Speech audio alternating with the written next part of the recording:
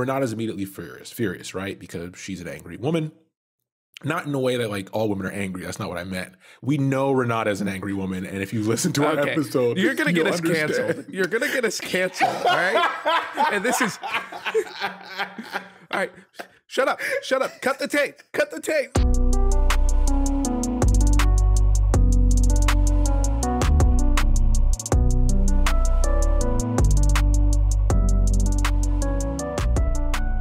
Welcome to Casuals of Runeterra, episode 75. I'm your host, Ryan, here with the other host, Hetch. And have we got a very special episode for all of you people out there?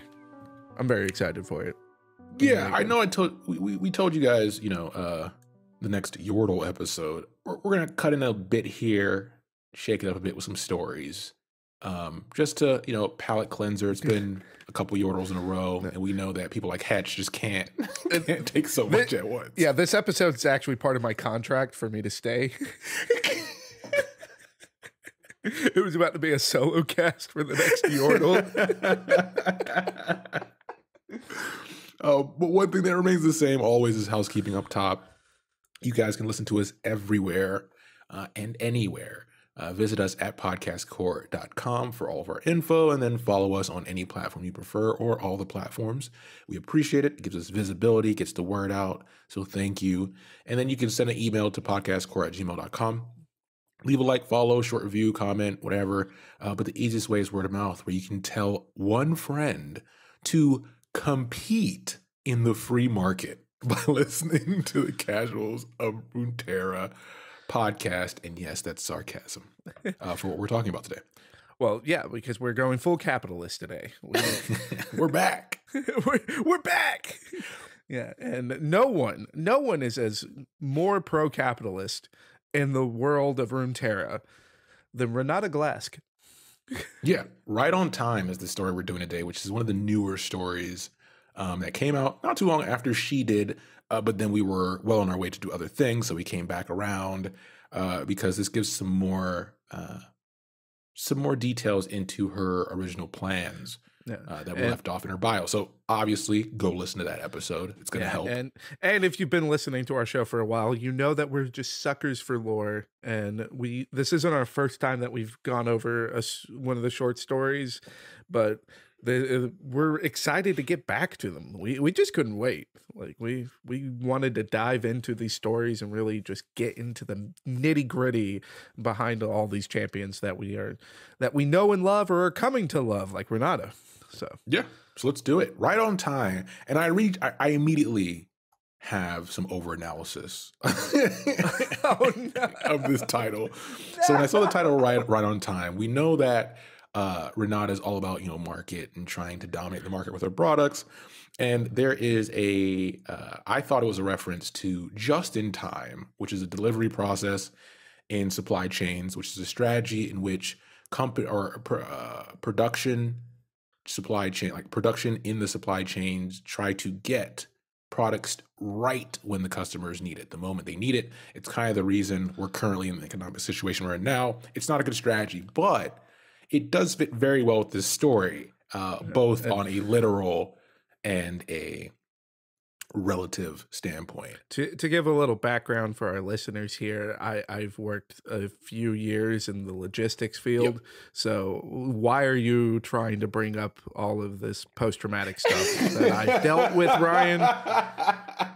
We agreed to do this show for fun, and here you are just attacking me.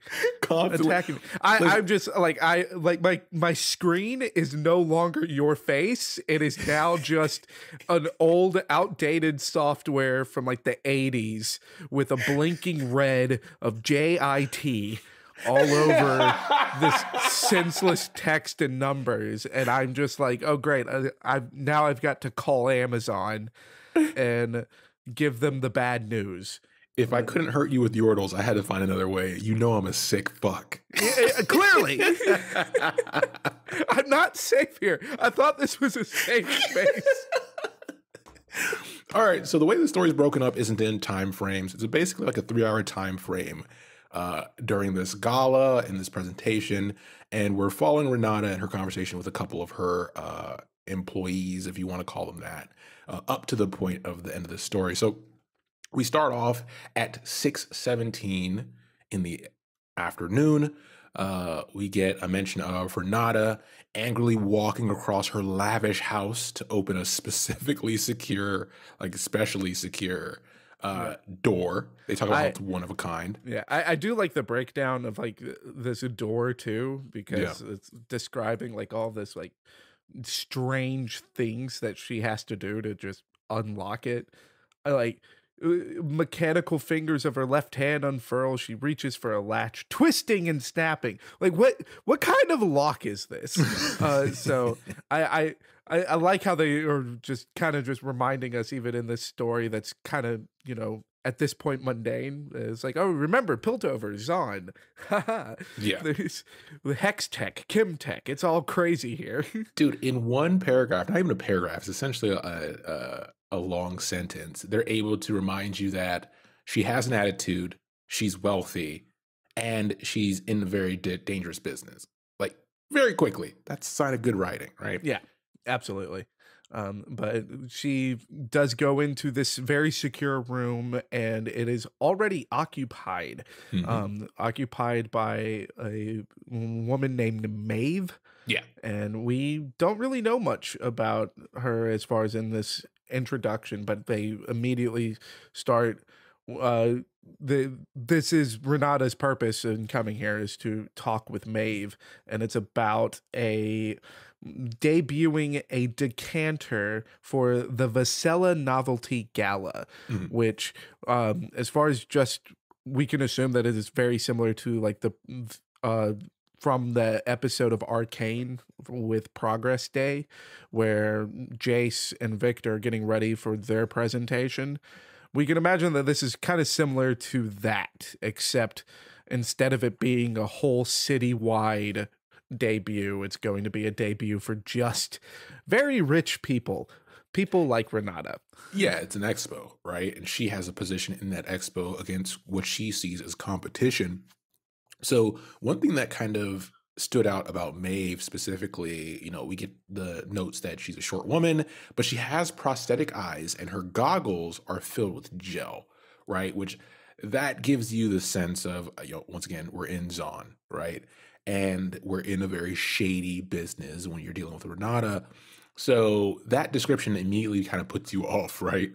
Of like, if this is one of her top people, you know, something weird is going on. And the thing that's weird is standard competition. So she comes to tell Renata that, hey, there's a competitor that not only is creating a product that filters the air, but it also purifies it. And that's only the, you know, note she knows at this moment. And Renata's immediately furious, right? Because she's an angry woman. Not in a way that like all women are angry. That's not what I meant. We know Renata is an angry woman, and if you listen to our episode, you're gonna get us canceled. You're gonna get us canceled, all right? And this is all right. Shut up! Cut the tape. But no. Like Renata is a very fierce competitor. We know this from her bio. Which we have an episode that covers Renata's bio, and just what we know from her beginnings is that she's gifted, like almost at a genius level, gifted when it comes to business and finances. And it was her parents that headed up all of the medical side of the family business, but her parents were very good-hearted people. That did not rub off on Renata. She is not a good-hearted person. So when her parents died, she took their research and flipped it to make a profit. Like, she learned how to make a profit on the health of Zonites. Yes. So this idea of an air purifier is clearly in direct competition with Renata's business, because she does make face masks, and she hands them out to like the poorer people of Zon, but she sells them to all the other Kim Barons and big businesses that are in very heavily affected areas of Zon when it comes to these chemicals. And part of that is that she's selling them to all of these really big corporations, so it's a lot of money coming in. But though all of her masks need replacement, they are not permanent uses. So anything that purifies the air is something that doesn't need replacing, which is like, wait, hang on a second. No, that's my market. Yes. That's my market. We got to nip this in the bud right now. Yeah. Think of, in the real world, oil companies. That's pretty much the easiest comparison when you look at oil companies and the shift to renewables, right? She wants to get in the way of this because it affects her business. Yeah. We stand with Ukraine. We do. We definitely do. It's too soon. We're going to get shot, man. Why? Like, 10 minutes in and we're already canceled twice. You're pissing off the women because it's like, oh, she's not angry because she's a woman. And then now you're calling out like every oil baron from Russia on us. Like, come on, man. I wanted to talk about a fantasy story, and then you're going to try to get me killed. So Maeve isn't deterred. Like, she doesn't care about, Renata getting angry because it's not her responsibility, right? So the wrath won't come down on her. But she does ask her who is in charge of this production. And Maeve says it's Baron Middenstoke who's manufacturing it, but she doesn't know the location of where that's at. So Renata has this presentation slot, which is around 9 o'clock when she gets to the gala, and she needs to figure out what the hell is going on. So she decides that she will miss the early portions of the gala to ensure that she can get control of things, to make sure that things turn out exactly how she planned, because she's a planner. And this takes us to then 6:56 later in the evening. Yep, and it's opens up not with Renata. We're actually going to be following a man by the name of Basile. Mm-hmm. But Basile is groveling at the feet of Renata. Basile, cha. Twins, Basil. Twins. We're having fun with this name. But so Renata is choking, basically kind of like just bullying, like mafia style, this Basile character. And what we know is that he owes Renata money. And as far as before we really get into the conversation, Renata gives us a bit of a background on Basile in her own thoughts, which is that he had taken a loan from Renata for a replacement leg for his wife after an accident in a shop. And Renata gave him the money and also got him a well-paying job at a factory. We can assume this is at one of the factories that either she has partnered with someone or bought them out, like through her mask business, or one of her own factories manufacturing these masks at this point. And what we also know is that they have been in touch ever since. And so she's aware that his wife has passed away at this point. And that is what takes us into this conversation. So like her own thoughts here is like, oh no, I've got all the leverage in the world on this guy. It's like taking a crowbar to move a rock that only weighs about 5 ounces. Like that's the level of leverage that she has on Basile before we get into this conversation. Yeah, it's all according to plan, and you can kind of tell it in her tone here. And we're just gonna read the dialogue before moving to the next section. So she says, do you think, she asks finally, that I need that money? That I would even miss it? And he says, I'm not interested in the money, dear Basile. Keep it.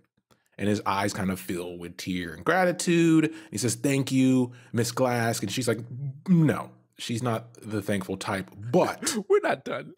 But there is something I need from you, something that's more important than money, obviously. And he says, anything. You're still working for Middenstoke, yeah? And he's like, fuck. And you got a nice little promotion last month, right? And his face is like, okay, I know, he knows exactly what's going to happen here. Because when you get loans from essentially the mafia, you know what you're in for when these type of situations come up. Yeah, and we know from like following the story from like Zeri, one of the newer heroes that came out about the same time as Renata. We know from these stories that like Kim Barons are the mafia. Yeah. We also know from Arcane, from seeing the meeting of Silco with the other Kim Barons. It's like Kim Barons are the mafia. Like, these are not guys that you want to get in between. And it's hammered home by Basil's reaction to Renata's questioning, which is, I can get you the money in 4 days, Miss Glasc. Like, okay, it's like, yeah, no, keep the money. I don't need it. Thank you so much. But you work for Middenstoke, right? I'll get that money back to you. Like, that is the pacing here. I'm just like, oh no. I'm not dying for this.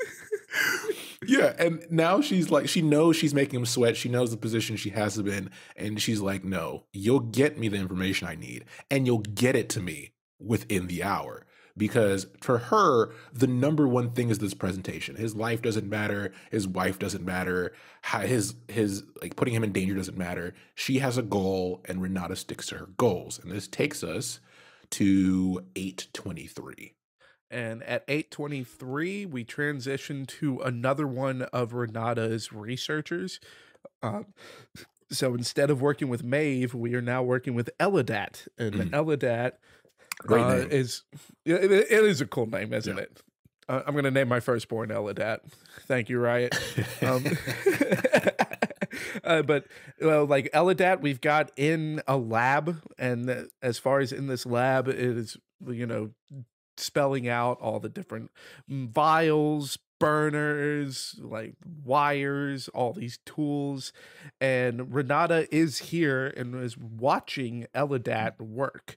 And that is the setup that we've got here. And the only thing that we know about Eladat is that Eladat is very gifted, very smart, and Eladat has been working with Renata since the age of 12. We don't know Eladat's current age, but we know that Eladat's been here a long time. That's what was being spelled out for us. And then when Eladat begins to speak, we know that Eladat is working with one of the masks that Middenstoke is producing, because the first line that she says is, "These are unbelievable. No filter system, no place for the toxins in the air to go. They just destroy the toxins, eliminate them completely." This is no good. This is not what she wants. And that's what she says. This is not what Renata wants, but hey, Basil did it. Basil got the information that Renata wanted. Exactly. Please be alive, poor buddy. We'd never hear from him again. So she says, so you understand how this works. Would you be able to replicate the results in a similar product? And she's like, without question, we know she's a genius and she's excited to do this. And she says, is this my next project? It is, but make some part of it necessary to replace. Filters are a great way to keep money rolling in. Find our version of that for a purifier. And this goes straight back to Renata's bio. Like, again, it is... Well, Renata's here to make a profit.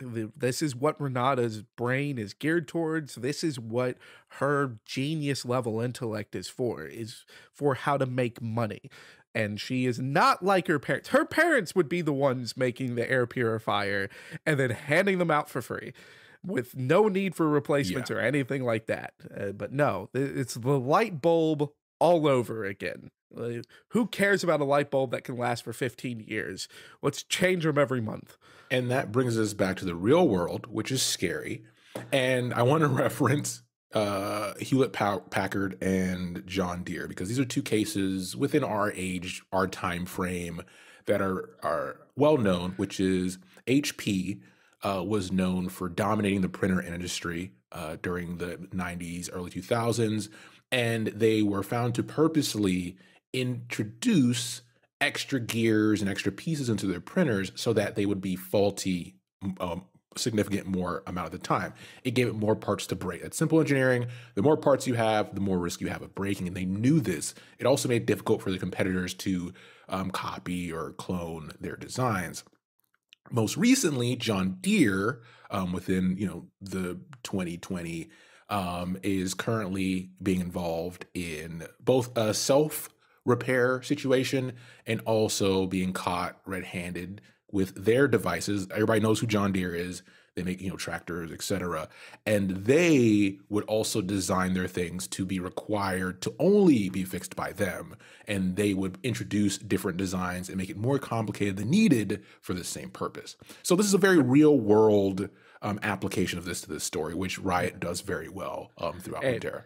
Yeah, like go back to our Renata episode, because there's a lot of different parallels to the real world as far as just corporate espionage. Like, it's not even like, well, this story is true corporate espionage, but like these corporate interactions and the way that corporations interact with each other, both on the surface and below the surface, there's a lot of parallels with Renata's stories, and the short story is not different. Like, there's a lot of parallels here as well. But that now we know that Renata has got her hands on Min and Stokes technology, and then we get to a point where it turns out that Maeve is also here. So Maeve has been creeping in on this conversation with her floating iron eyes banging up against her goggles. And with that, it's like, hey, so Renata's looking at Maeve now that she's got Eladat working on this technology. And it's like, what about the factory? Are we sure about the factory? And Maeve nods. My scouts confirmed it. Just beneath Min and Stokes' dance hall in the promenade, just as Basil said. So Basil did it again. Okay, great. That's two good for Basil. 2 for 2, baby. I want to believe that the poor bastard made it. Okay. And then so Maeve confirms that we know where the factory's at, and Renata replies with excellent. 22:30 or 10:30 p.m. Then that should give us both plenty of time. Maeve turns to leave, but Renata stops her and glances at the divisor. Eladat, the decanter show ready, yes? So now we know that there's something going down at 10:30. We don't know what it is. And if you haven't read the story, obviously we're going to tell you once we get to that point. But if you go and click on the short story, I'm pretty sure the cover photo is a bit of a spoiler. It tends to happen. But we know that it's going down at 10:30. And now we know that Eladat is the one that made the decanter, which is going to be the big reveal at this gala. And we know we finally get details about this decanter. So it is a prototype. It's a weapon. And it is described as a mechanized wonder attuned only to the gestures of Renata's left hand. So as far as like a weapon, like for any one of the characters that are based out of Zaun to be making a weapon, with like the exception of Echo, maybe anyone making a weapon, okay, this thing's terrifying. Yeah.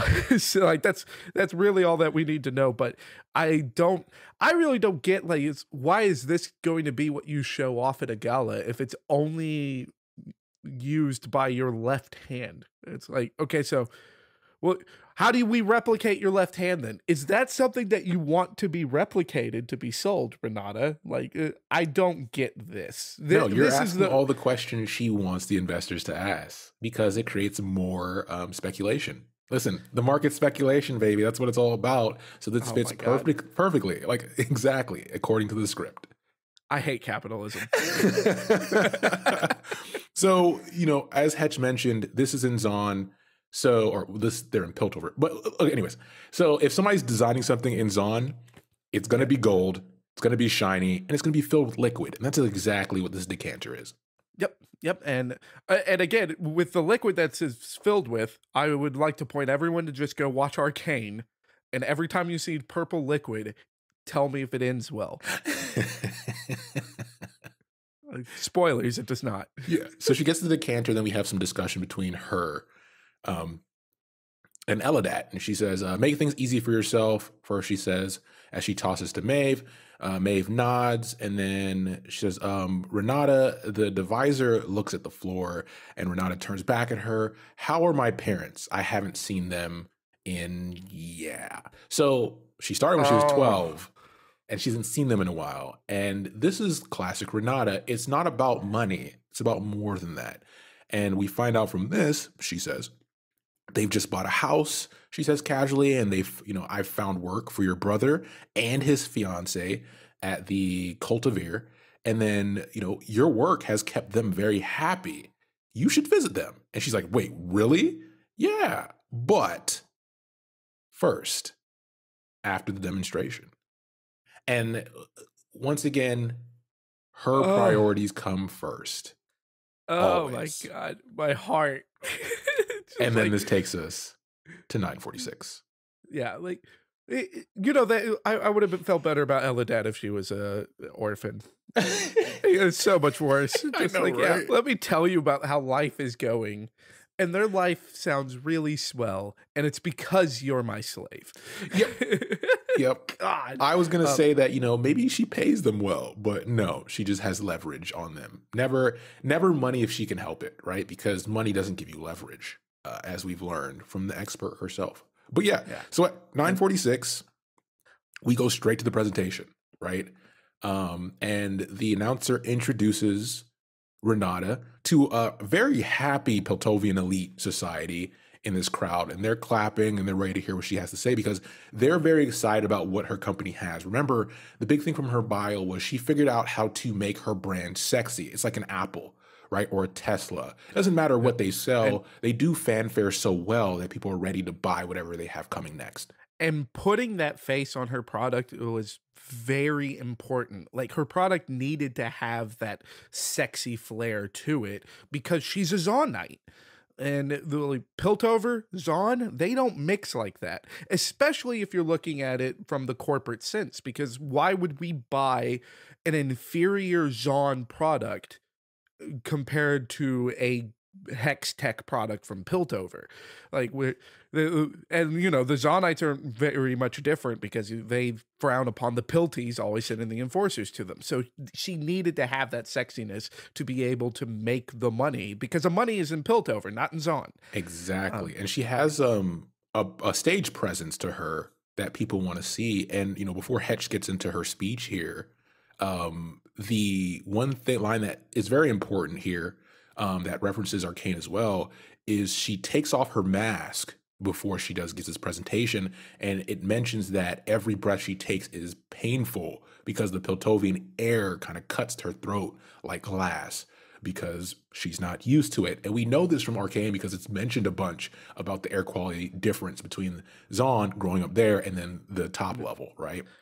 And like these different parts of the story being separated by time actually kind of foreshadows how the end of this story goes, because our very first block is so at 6:17, Renata mentions that it's like, okay, the gala begins in under 2 hours and my presentation slot is at precisely 9:05. And she's now presenting at 9:46.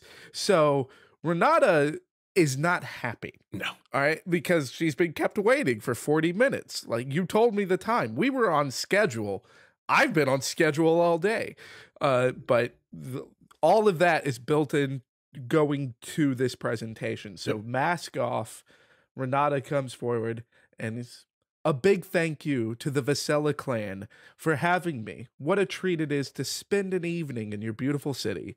For many of you, Chemtech is a scary word, an ugly word, one of iron and decay.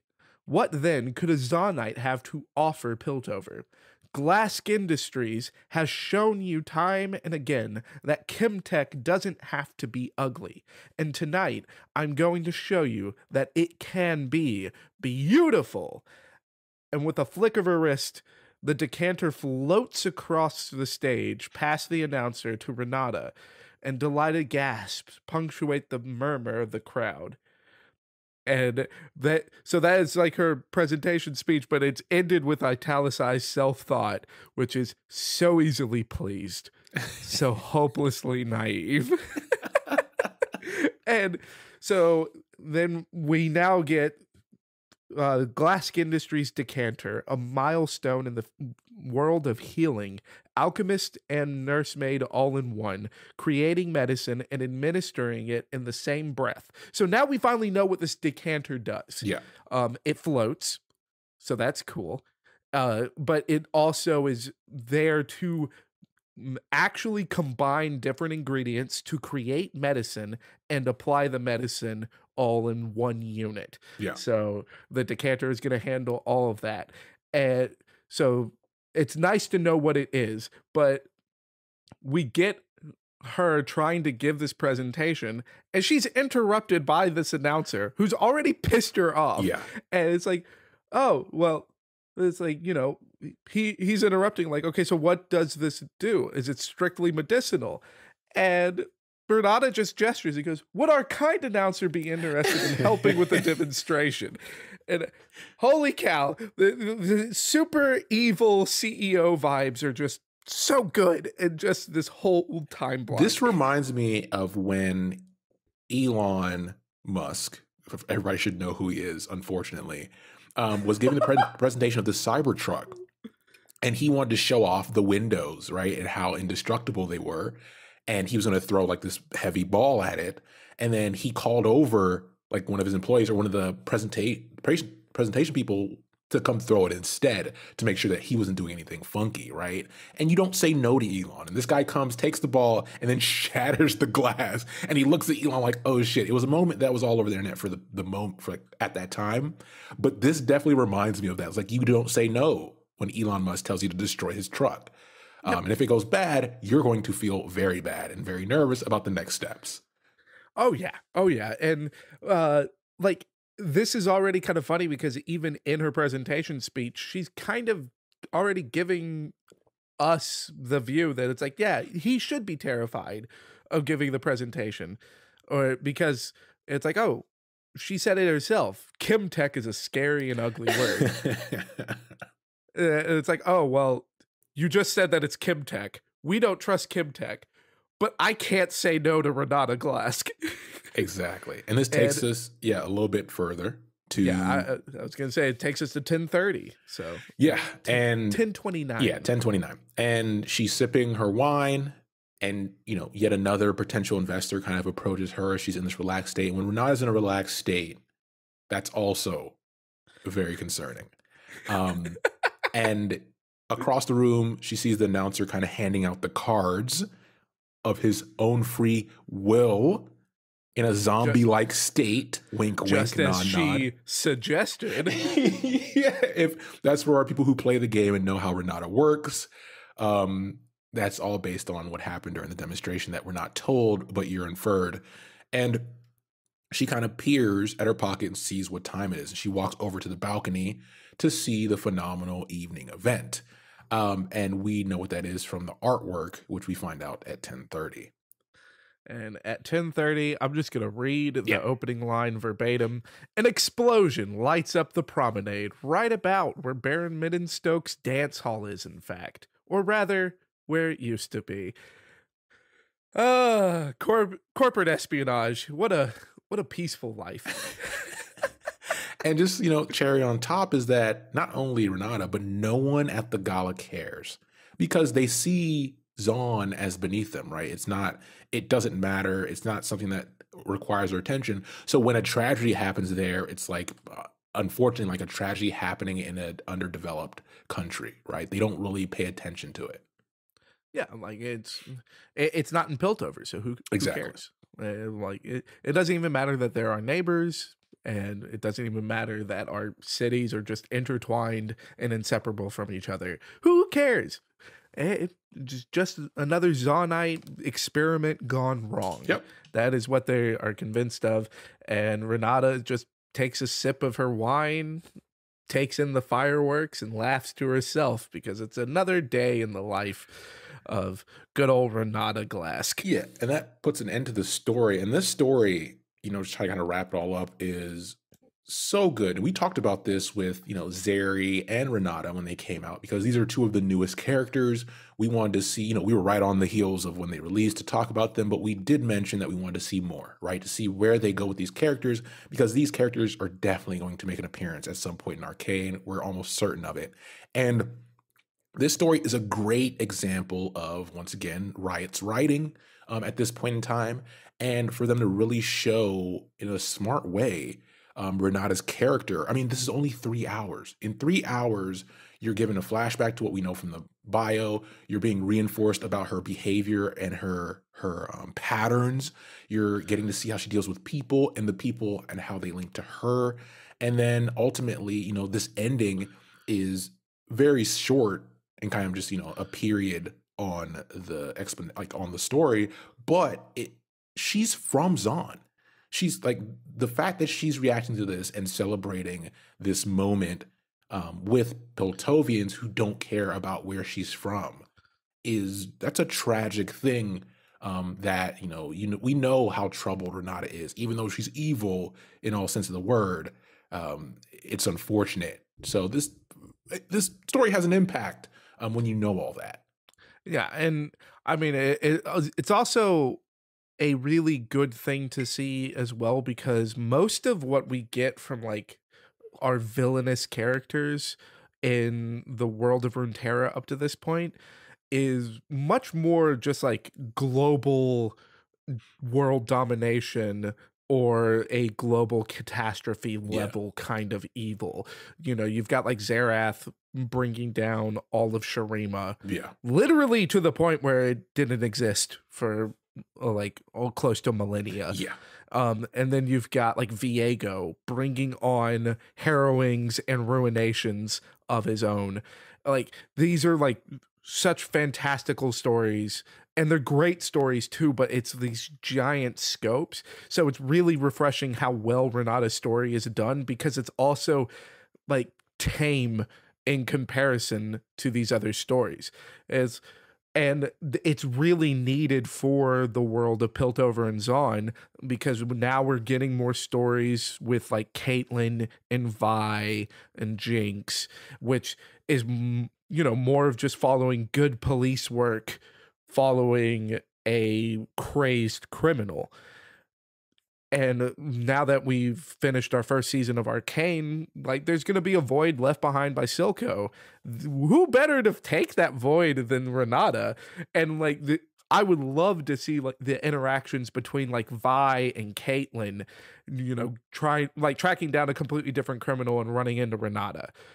And like Caitlyn being like, oh, well, no, I respect Renata because she's a Zonite who pulled herself up by her bootstraps and made it into Piltover, while Vi would be like, you don't know shit, Caitlyn, okay? You don't know what she's done to Zon. Like, so I'm not dealing with her. Like, I would love to see those interactions. And it's so like they've done a great job with this story without having it be, Ruination 4.0. Well said. It's going to be an opportunity for them to explore the ideologies of symbolism versus actual materialism, right? Where you kind of can put together the interactions, but in between that you have a bunch of other fun stuff going on, because most likely Zeri will be there and Echo. So that's why we wanted to do this story, kind of to break up the Yordle stuff a bit, to get this in here. And we're going to do more soon. But for now, as always, thanks for listening. And we'll be back soon with the next episode. Hell yeah. Take care, everybody.